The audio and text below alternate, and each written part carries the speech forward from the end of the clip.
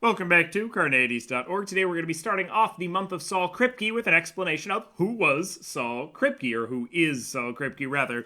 Kripke, the Prodigy Logician, master of modal language, and greatest living philosopher. So, though there are certainly more popular or well-known living philosophers than Kripke, this may be in part because his contributions are at a very high level in philosophy of language and logic and truth, which many laymen might not understand.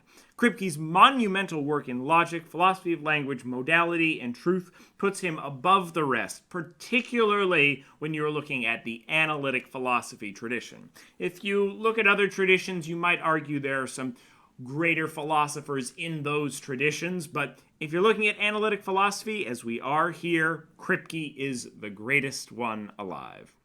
I could argue.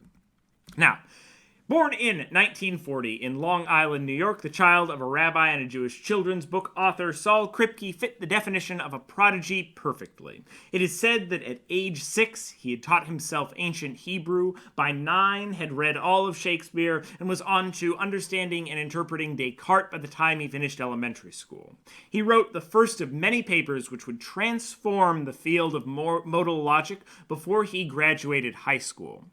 This paper was so influential that it got him an invitation not to go to Harvard, but to teach in the mathematics department at Harvard. As the story goes, Kripke wrote back saying that his mom thought he should finish high school first. While obtaining an undergraduate mathematics degree at Harvard, Kripke was teaching graduate-level logic courses at MIT in his spare time. Kripke would go on to teach at Harvard, Rockefeller University, and after giving a famous lecture series at Princeton called Naming and Necessity, would go on to teach there years later.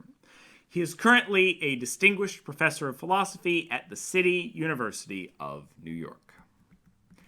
Now, Kripke's impact on modal logic was so monumental that the most basic axiom of modal logic is named Axiom K after Saul Kripke. The standard semantics for all modal logic is known as Kripke Semantics. Effectively, he provided a framework of meaning for statements about possibility and necessity, but also other types of modal logic, such as temporal logic, deontic logic, and epistemic logic. Basically, a statement is possible if there is some possible world accessible to this one for which that statement is true. That was the basics of Kripke's intuition, and he outlined this in the complicated logical terms which made up the semantics of modal logic. For more on this, watch the upcoming video on Kripke Semantics.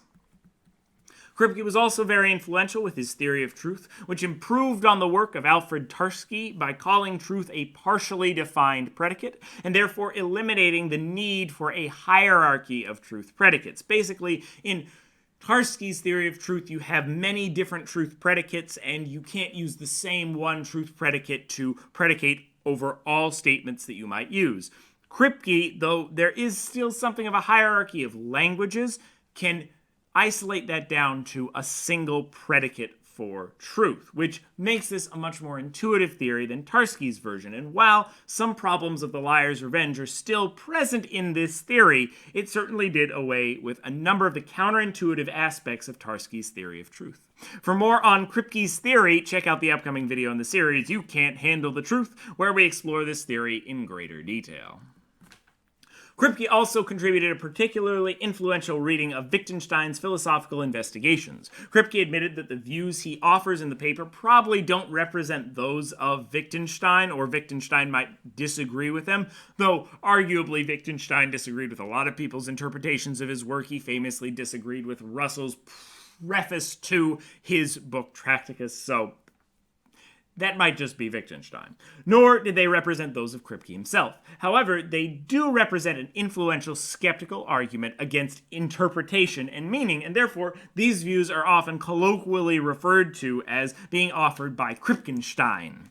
The disagreement in interpretation revolves around whether Wittgenstein is claiming that his rule-following paradox is veridical or falsidical, or to put it in Humean terms, if it admits of a skeptical solution or a straight one. Basically, is this paradox something that we should accept the premises and conclusion of, but say that they don't cause real problems to our understanding of language of the world, kind of a veridical or skeptical solution? Or is this a paradox that we should deny one of the premises of and give a straight or claim that the solution, or claim that it's falsidical? Kripke claimed the paradox was veridical and could be interpreted that way and posed a huge skeptical problem, but others have claimed that the paradox is falsidical. Stay tuned for more on this very interesting paradox and Kripke's interpretation of it. Possibly, though, Kripke's most famous contribution to philosophy came in the form of a series of lectures he gave at Princeton, which were later published, known as Naming and Necessity. As the title suggests, these lectures focused on the applications of names and rigid designators across possible worlds. He argued against the descriptivist positions that names are just descriptions offered by Russell, Wittgenstein, and others, and instead claimed that names can pick out a person across possible worlds regardless of description, because someone may be described in different ways across possible worlds, but that doesn't mean that that person is not the same. In these lectures, he also argued that there may be a posteriori necessary truths, separating the usual expectation that something that is necessary must be a priori. These were facts that are true in all worlds, but can only be learned through experience. These are generally statements which claim that two names refer to the same object, such as the morning star is the evening star. According to Kripke, since names pick out the same object across all possible worlds, the morning star and the evening star both pick out the object Venus in all possible worlds. So the statement is necessarily true, but you need experience to learn this. You can't a priori discover that both the morning star and the evening star refer to the same object, namely Venus.